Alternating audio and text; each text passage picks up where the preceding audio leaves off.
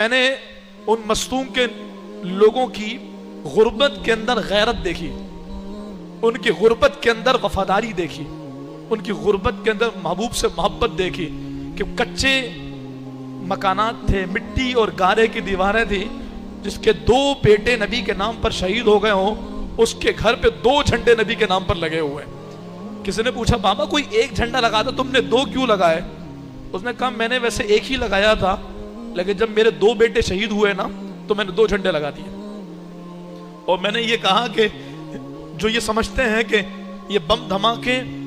یہ قربانیاں، یہ موت کا خوف ہمیں حضور کے میلاد سے روکے گا، ہم انہیں یہ پیغام دینا چاہتے ہیں کہ پہلے تو 1 جھنڈا لگاتا تھا، اب ہر سال اپنے بیٹوں کے نام پہ 2 جھنڈے لگایا کروں گا۔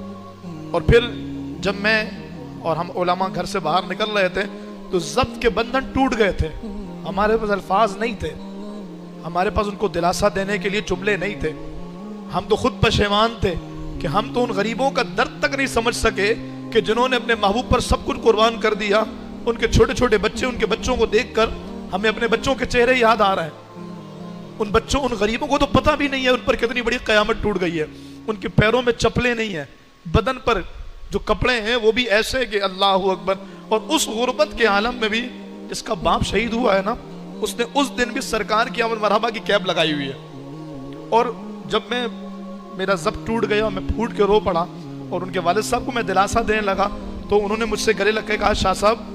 پریشان نہ ہو، اگلے سال اس سے بڑا میلاد منائیں گے۔